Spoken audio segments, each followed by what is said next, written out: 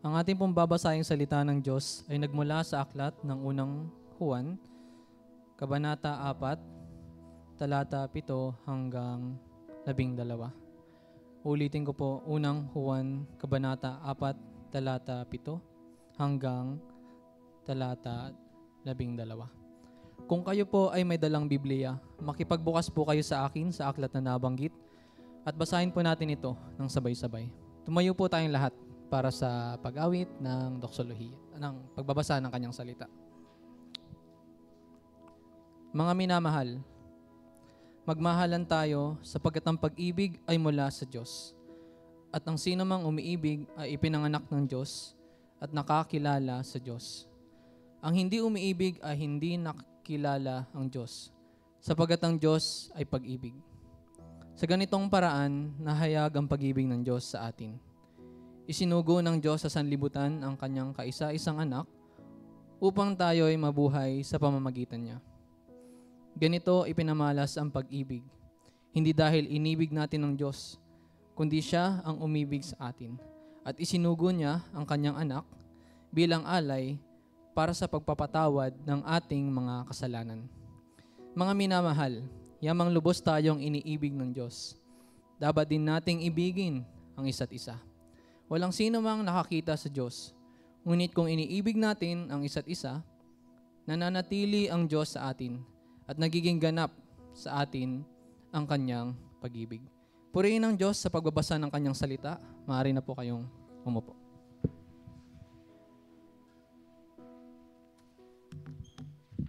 Praise God. Good morning, brothers and sisters. Kanina po yung usapang barako, mga kalaklakihan. Huwag kayong mag-alala, wala pong nalasing doon. Kami ay tinreat ng mga deacons ng konting inumin na may alcohol, pero praise God, ganyan naman po ang fellowship.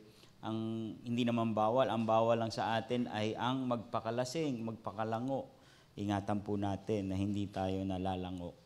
Ano po? Kaya yung mga kalalakihan ay nag-gather.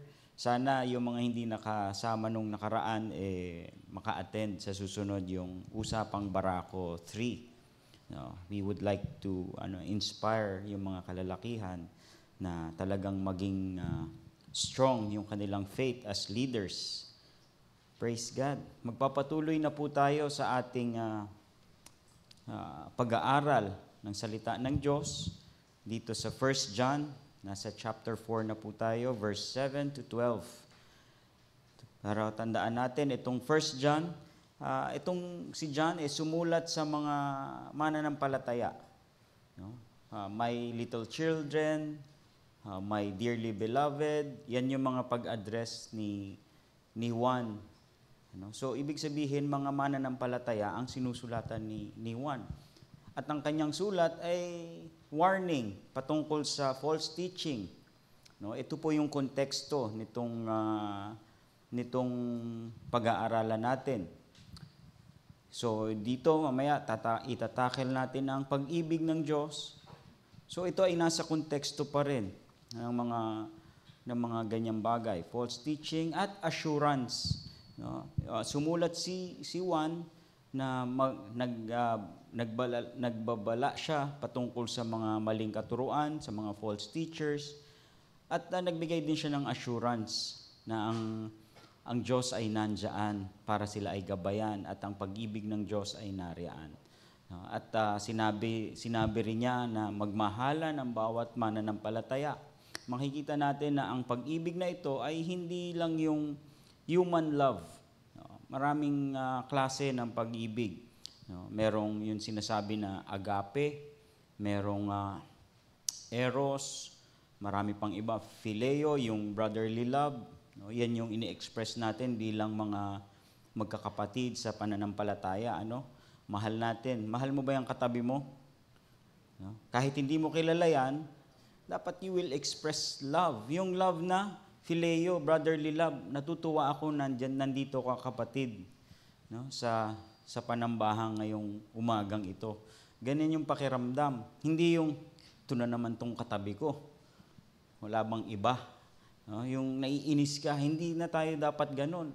Dapat meron na tayo yung binanggit nga, yung fruit of the Spirit. Ilang beses yan na sinasabi sa atin. Ang fruit of the Spirit, nandyan yung love, no? Nandyan yung understanding na iniintindi natin. Pinagtitiisan, patience, no? Doon sa ibang translation, long suffering. Pagdudusahan mo, long suffering, talagang pagtiisan mo yan. No? Yung kapatiran. Kasi magkakaiba tayo ng opinion. Magkakaiba tayo ng pag-iisip, magkakaiba tayo ng diskarte sa buhay, magkakaiba tayo ng paano tayo manamit, magkakaibang amoy natin. No? Pero dapat pare-pares tayo nagtututbrush. Ano? Para hindi naman tayo kainisan. Dapat lahat tayo may pag-aalala sa bawat isa. Ano? So sa ating pagpapatuloy, makikita natin na Diyos ay pag-ibig. Ito ang pinakasikat. No? God is love. No? So, kahit mga non-believers, ginagamit itong salitaan na to. Sinasabi nila, oh, God is love, pero kami hinuhusgahan nyo. Diba? Maraming beses na ganyan. Ang dami sa mga LGBTQ community. Sinasabi nila, sabi nyo, God is love, ba't nyo kami hindi matanggap? Ba't nyo kami hinuhusgahan? Mamaya makikita natin kung paano. Sino lang ba ang marunong magmahal? Ang mga unbeliever ba ay marunong magmahal o hindi? Kasi kung nababasa dyan na kayo ay makakapagmahal lang dahil ang Diyos ay mapagmahal, makikita natin. Matapos turuan ng apostol na si Juan, ang mga mananampalataya, na suriin ang mga espiritu, yung nakaraan natin, diba? Test every spirit. Ang ibig sabihin, i-test, hindi subukan. Subukin, no? Padaanin nyo sa pagsubok. Yung sabi nga, kung lagyan mo ng litmus paper yan. Subukin nyo ang bawat espiritu. Ibig sabihin, pag-aralan nyo, scrutinize nyo, ay mali. Ano natin? Ang Biblia, ang salita ng Diyos. I-test ang bawat pahayag, ang bawat impluensya, o ang bawat katuruan, ang bawat doktrina. Dapat tinitest natin yan. Dahil ngayon, laganap, napakabilis na. No? Isang pindot lang sa cellphone, pwede mo nang ipahayag ang gusto mong ipahayag, di ba? Hindi katulad dati, susulat ka. No? Ilang araw pa bago dumating doon sa gusto mong sulatan, yung gusto mong ipahayag. Ngayon, saglit na lang, kung meron kang galit, saglit lang, ipopost mo na sa FB, galit ako. Uy, alam ng tao, ay galit siya. Ano? Or, masaya ako, makikita rin doon, uy, ang bilis na ngayon, bihira na nakakamiss ng birthday. Dati, konti lang babati sa'yo sa birthday. Ngayon, kahit di mo kakilala, binabati ka na ng happy birthday sa FB, di ba? So, ang bilis. So, ganun din ang maling katuruan. Mabilis yan, makapunta sa atin, at maaring mabilis din nating ma-absorb. Kaya sabi, test every spirit. Yung spirit dyan, hindi yan yung mga espiritu o kaluluwa. Ang spirit dyan is yung teaching, false teaching. No? Teaching, itetest natin baka ito ay false teaching. Binanggit naman dito, pupunta tayo, binanggit ni Apostol Juan, ang pag-ibig ng mahigit 40 times. No? 40 beses binanggit dito sa sulat niya, yung word na pag-ibig o yung love. Sa liham pa lang na ito yon. Wala pa dun sa buong scripture. No, ito ay tungkol sa pag-ibig ng Diyos at ang pag-ibig ng mga mananampalataya para sa isa't isa. Pag-ibig natin sa bawat isa. Ngayon, malalaman natin kung paano pala natin dapat ibigin o mahalin o mag-express ng ating pagmamahal sa ating kapwa, sa ating community, para sa isa't isa. Ang diin nito ay nagpapakita sa atin kung gaano ito kahalaga, napakahalaga ng pag-ibig. No? Sabi nga, ano yung greatest commandment? Sabi ni Jesus, love the Lord your God with all your heart, and so on. And ano yung sumunod? And the second is this, ano yung sabi? Love your neighbor as yourself. Alam niyo yung neighbor? Maaring hindi mo pa nga kapatid yun eh. Neighbor, ibig sabihin, no? Grabe, ang pag-ibig pala, pwedeng sa atin at pwedeng sa neighbor, yung hindi mo pa kapatiran. Ano? Sabi pa nga, pinakamatindi, love your enemy pa eh. So talagang hindi mananampalataya. Baka hinuhusgahan ka pa nung sabi ni God, ni Lord na mahalin mo. Baka pinipersecute ka pa niya sa iyong pananampalataya. Paano ka mag-express ng love sa tao na pinipersecute ang iyong pananampalataya? Paano mo i-express yung love sa tao na minumura ang iyong Panginoon? Ano? May klase. Paano ang pag-express ng love dyan, makikita natin mamaya kung paano. No, hindi naman yan yung, ay, oo, sige, love kita. Kahit anong gawin mo sa akin. Hindi ganun yun. Ibang klase. Mamaya makikita natin. No? Ganun kahalaga. Kaya binanggit ng 40 beses. Kailangan isabuhay ng komunidad ang pananampalataya, ang pagmamahal sa isa't isa, ang pagtanggi sa maling aral, at ang pagmamahal sa kapatiran ay magkasama. Hindi mo ito mapaghihiwalay sa buhay natin bilang isang iglesia. No? Yung pagtanggi sa maling katuruan at pagmamahal sa kapatiran. Yan ang isa sa mga importante na pinapagawa sa atin ng ating Panginoon. Tignan natin ang ating unang punto. Pinanganak sa Diyos. Pinaalalahanan ni Apostol Juan ang mga mananampalataya na magmahalan. Ang dahilan ay ang pag-ibig ay nagmula sa Diyos. Ang taong umiibig sa kanyang mga kapatid ay kilala ang Diyos. Amen. Ngunit, ang sino mang hindi umiibig ay hindi kilala ang Diyos. Ang tunay na mananampalataya ay umiibig sa Diyos. Basahin po natin sa verse 7 and 8. Mga minamahal, magmahalan tayo sapagkat ang pag-ibig ay mula sa Diyos. At ang sino mang umiibig ay ipinanganak ng Diyos at nakakakilala sa Diyos. Verse 8, ang hindi umiibig ay hindi nakikilala ang Diyos sapagkat ang Diyos ay pag-ibig. God is love. Hindi God has love. God can love. No, God is love. Siya mismo. The very essence of God is love. No? Pero syempre, kasama dun sa love niya, yung pagiging disciplinarian niya. Gusto niya maging just. No? Hindi siya nagki-create ng isang spoiled brat. Ayaw niya ng isang spoiled brat. Doon sa usapang barako, pinakita na hindi dapat na tayo nagpapalaki ng mga spoiled na anak. Paano natin ginagawa yun? Hindi lang pwedeng love lang i-express natin sa kanila. No, hindi lang tayo pwedeng palagi lang nakasang-ayon sa kanila. Sabi, pag sila ay bata pa, do not spare the rod. Kailangan nating paluin kapag nagkamali. Ano?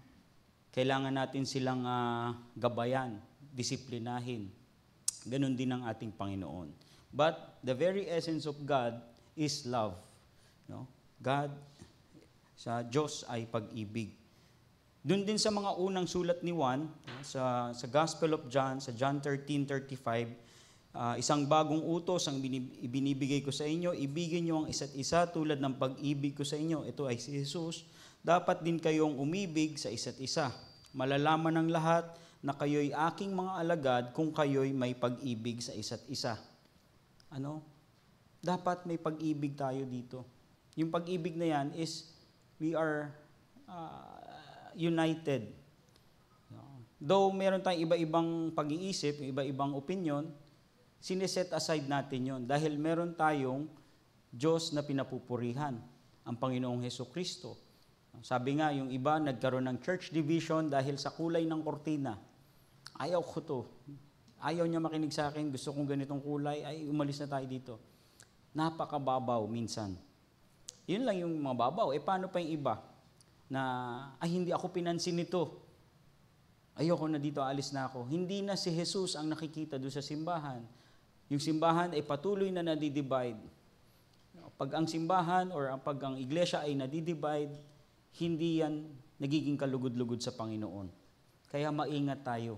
Maingat tayo sa ating pag-express ng ating damdamin. Uunahin natin na express yung love na nagmumula sa Panginoon. No? Paulit-ulit dito si Juan, no? Ang tagubilin niya na magmahalan. Ang diin niya ay nasa karakter at kalikasan ng Panginoon. Ang pagdiin niya hindi sa karakter ng tao, kung hindi, ito kasi ang Diyos. kaya kayo dapat ganito rin. Dapat din ganito ang pagmamahalan nyo.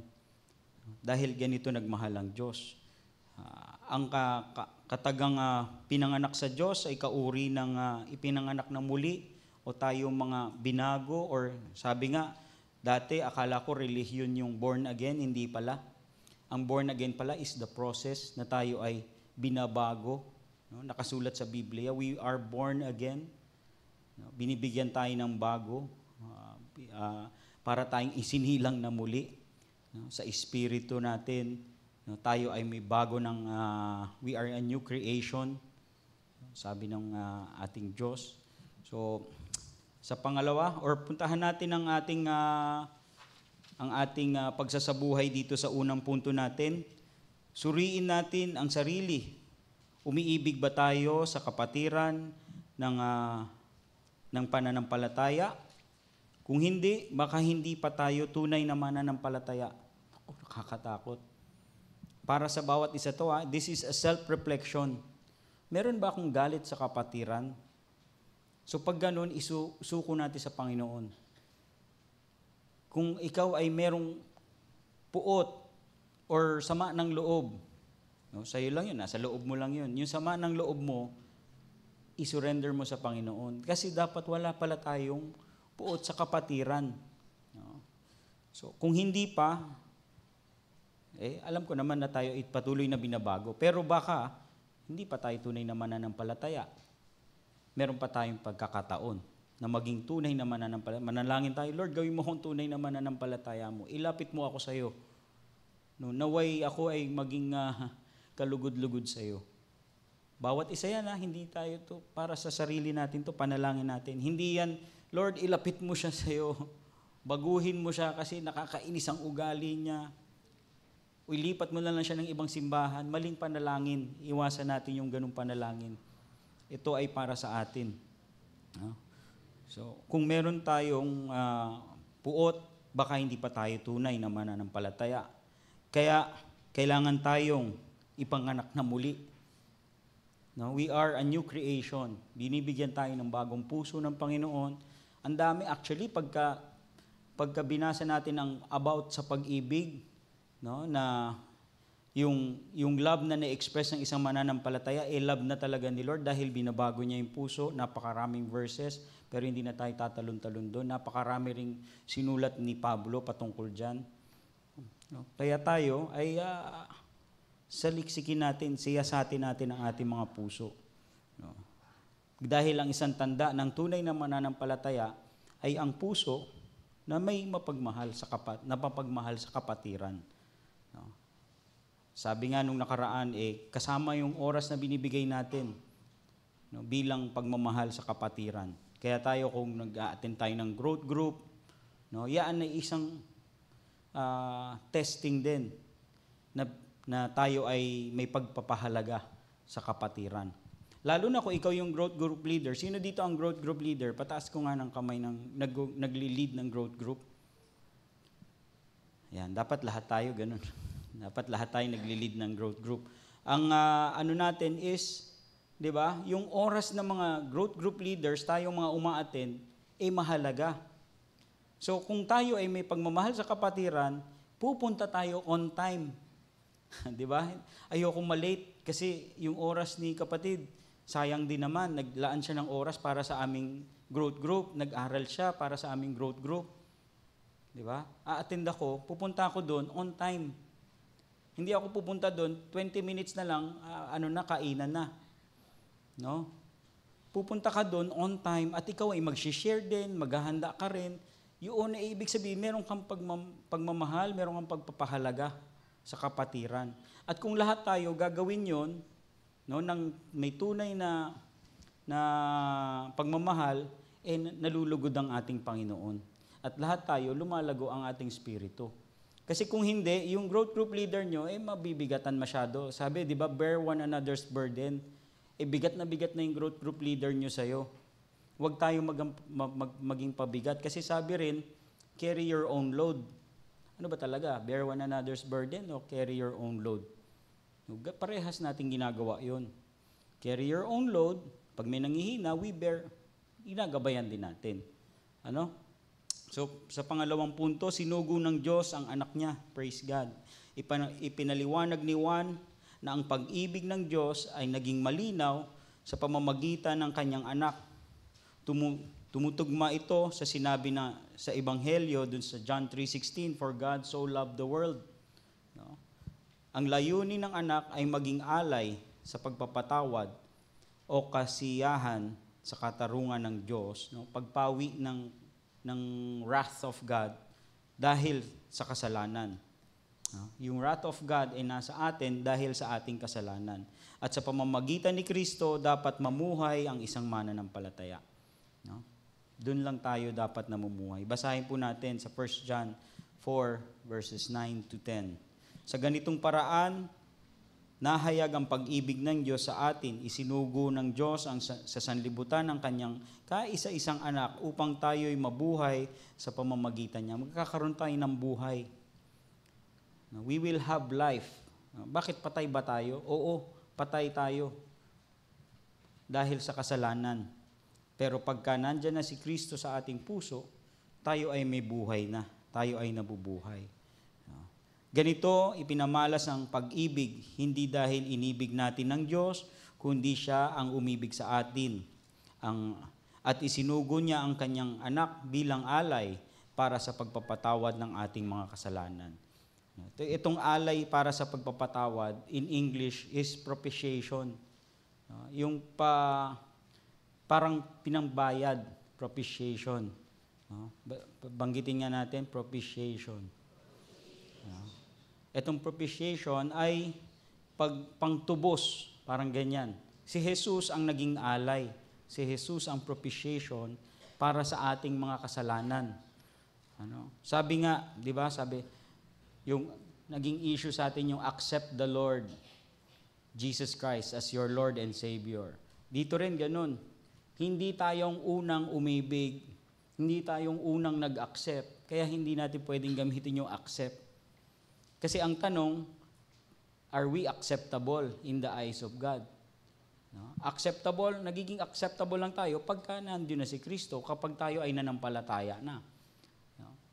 Kasi we can, makakapagsabi tayo ng false assurance, baka isipin ng isa, ay, inaccept ko na yung Diyos na sinasabi niya na tagapagligtas, okay na ako. Kaya maingat tayo. Dapat magkaroon ng pananampalataya para tayo ay maging katanggap-tanggap sa Ama. Nagiging katanggap-tanggap lang tayo kapag si Kristo ay nasa atin. Kapag tayo ay nanampalataya at nagsisi sa ating kasalanan. Maging yung pagsisisi nga natin sa ating kasalanan, hindi pa natin sariling gawa yun eh. Yun ay gawa pa rin ng Holy Spirit working in us. Yung Holy Spirit working in us, na lumuluhod tayo at nagsisisi sa kasalanan. Binabago tayo. We are being sanctified ng ating Panginoon. Ano ang alay sa pagpapatawad? Itong propitiation, ang ating Diyos. Walang iba. Hindi ang mabuting gawa, hindi ang kada Sunday na attend dito, hindi ang growth group, hindi dahil kabisado mo ang Biblia, hindi dahil alas 4 ng madaling araw ka nagpipray, ikaw ang maliligtas, hindi ganun yun. Si Jesus lang. Wala sa kahit anong gawa ng mananampalataya. Ito ang nagiging pampukaw sa katarungan, sa wrath of God. Ang tao ay makasalanan, kaya wala tayong pwedeng gawin. Tayo ay nakatadhana na mapunta sa impyerno, at dahil sa pag-ibig ng Diyos, tayo ay mayroong kaligtasan. Pumunta tayo sa ating susunod na punto. Magmahalan. Muli, inuulit ng apostol ni Juan, dapat magmahalan ang mga mananampalataya dahil sa pag-ibig ng Diyos para sa atin.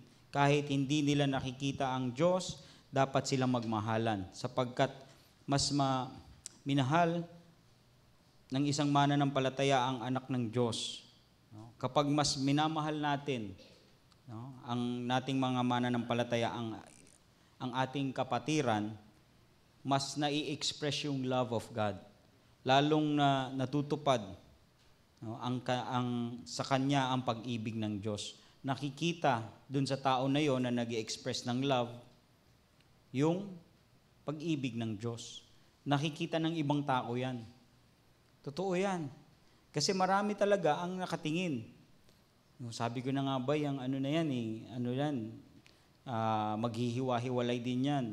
Wala na, nalusaw na yung simbahan nila. So hindi na po profess ang Panginoon kapag may mga simbahan na nawawala, may mga simbahan na nadidivide, at yan ay gusto ng kalaban. No? Kapag ang kapatiran ay matatag, gustong guluhin yan. Gustong sirain niya ng kaaway. Kaya tayo ay dapat nagmamahalan. Basahin natin yung huli. Mga minamahal, yamang lubos tayong iniibig ng Diyos, dapat din nating ibigin ng isa't isa. Walang sino man nakakita sa Diyos, no? Wala pa. Ngunit kung iniibig natin ang isa't isa, nananatili ang Diyos sa atin at nagiging ganap sa atin ang kanyang pag-ibig. Yung mga nagsasabuhay ng pag-ibig ay may kapanatagan, no? Na kasama nila ang Diyos. Tayo, kapag tayo ay umiibig, may kapanatagan tayo. We have the assurance na ay kaya kong magmahal ng kaaway. Praise God. Nararamdaman din natin yon bilang mananampalataya. Pwede nating maging parang batayan. Ay, salamat sa Diyos. Nagkakaroon tayo ng kapanatagan dahil alam natin, na-express natin yung pag-ibig ng Diyos. Binibigyan tayo ng Diyos ng assurance, ikaw ay tunay kong anak. Pero hindi natin dapat ipagmalaki.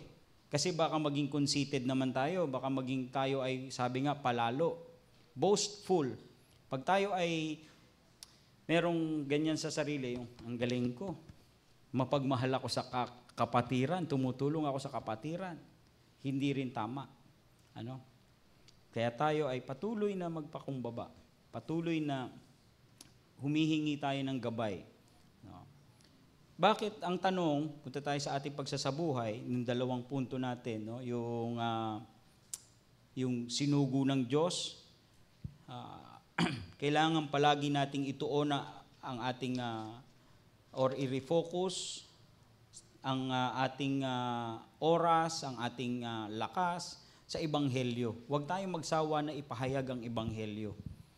Kahit natutuwa nga ako, yung may kakilala ako na nakasakay lang sa tricycle, nashiran niya na. Sabi ko, Lord, sana ganun din ako ka-bold na ipahayag ang yung Ebanghelyo. Kasi hindi ko kaya yun eh. Pag may nakasakay ako sa jeep o kaya sa tricycle, hindi ko kakausapin. Sasabihin ko pa sa sarili ko, wala na, kulang ang oras ito, 3 minutes lang, 5 minutes, na-traffic na kayo, tagal nyo na. Tapos wala ka rin, hindi ka nagsalita. Kasi hindi ko kaya, nahihirapan ako.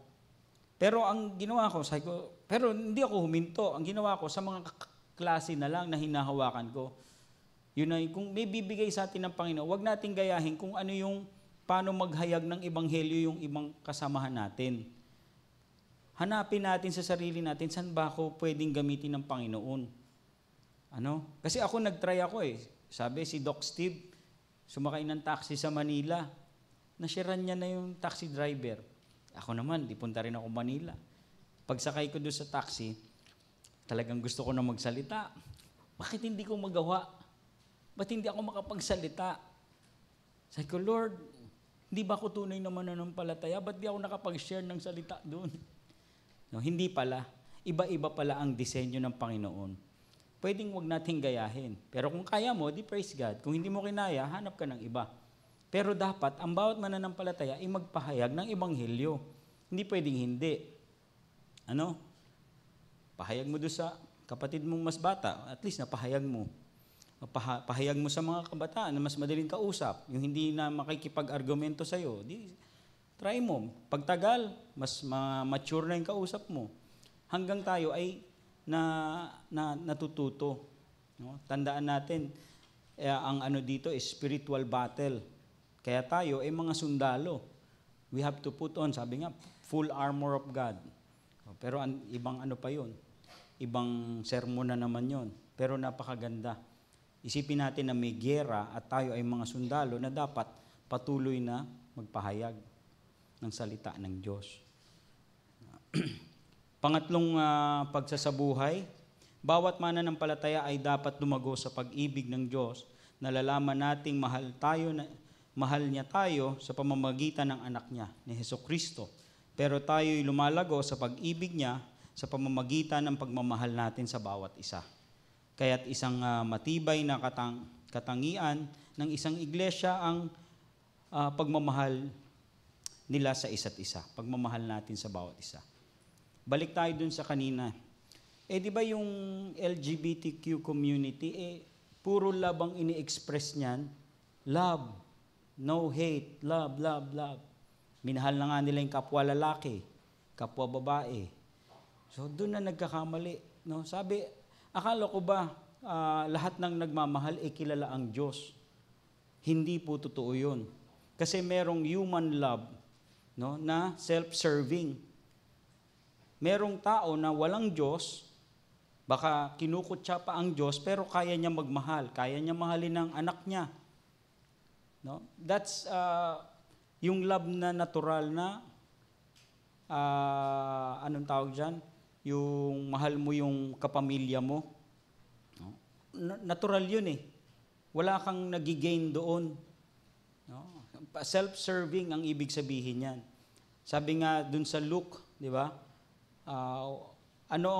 What good is there if you love only those who love you?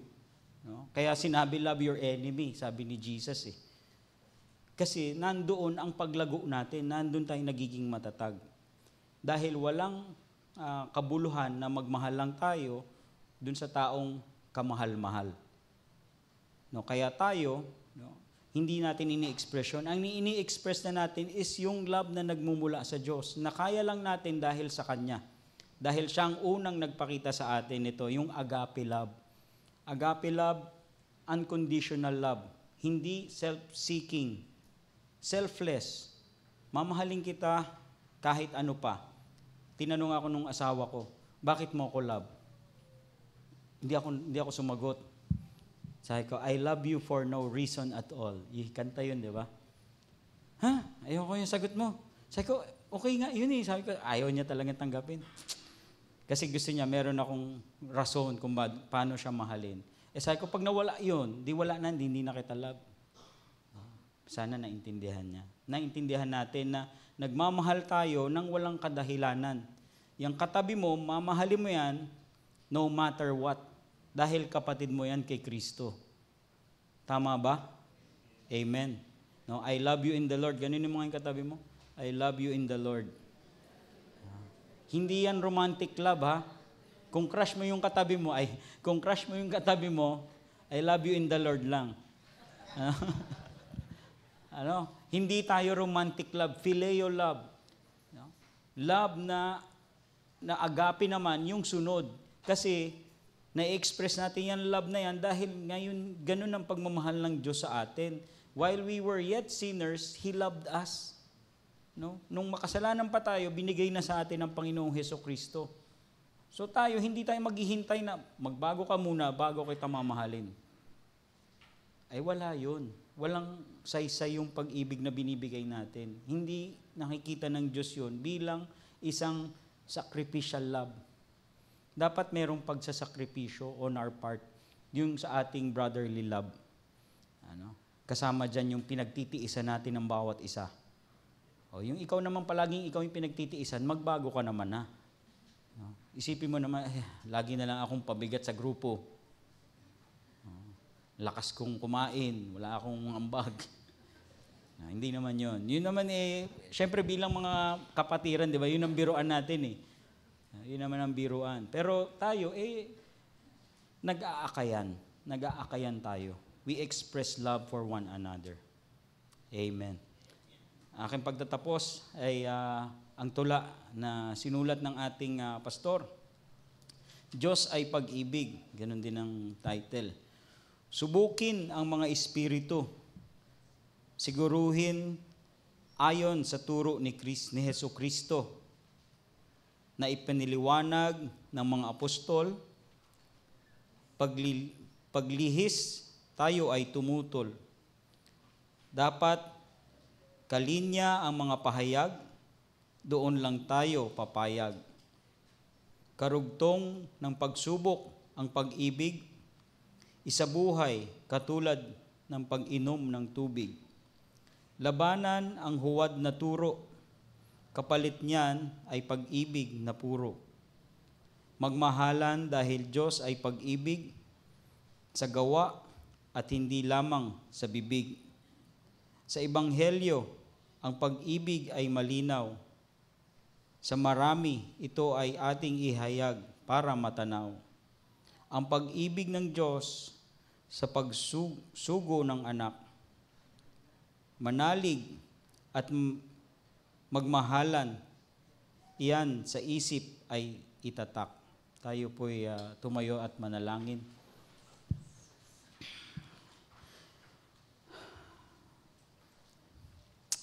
Aming Diyos, maraming salamat dahil Ikaw ang Diyos ng pag-ibig. Maraming salamat at naway lagi naming lagay sa aming puso that God is love and You are our God. Ikaw ang aming Diyos at kami ay kayang umibig at magmahal ng kapwa, ng kapatiran, maging kaaway. Turuan mo kami, Panginoon. Bigyan mo kami ng iyong gabay, ng iyong banal na Espiritu para makapag-express din kami ng love, makapagpatawad ng aming mga kaaway. Dahil kami ay umaasa na kami ay tunay na mananampalataya at ito ay isang patunay kung kami ay nagmamahal, umiibig ng walang kapalit, ng walang hinihingi,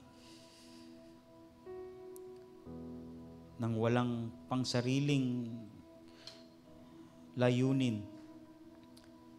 Muli, O Diyos, kami ay iyong gabayan at naway maisapuso namin ang mga itinuro mo sa amin ngayong umagang ito. Proteksyonan mo kami, ang aming katawan, ang aming espiritu, at patuloy mo kaming gamitin para sa iyong kaluwalhatian, O Diyos.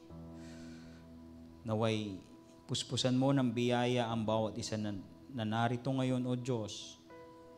Gabayan mo ang bawat isa at kami ay maging pagpapala sa iba. Naway ang biyaya mo ang manaig sa lahat ng aming pagsubok, sa lahat ng aming alalahanin. May your grace abound, O God. We thank you and we praise you. In Jesus' name we pray. Amen. Amen. Praise God.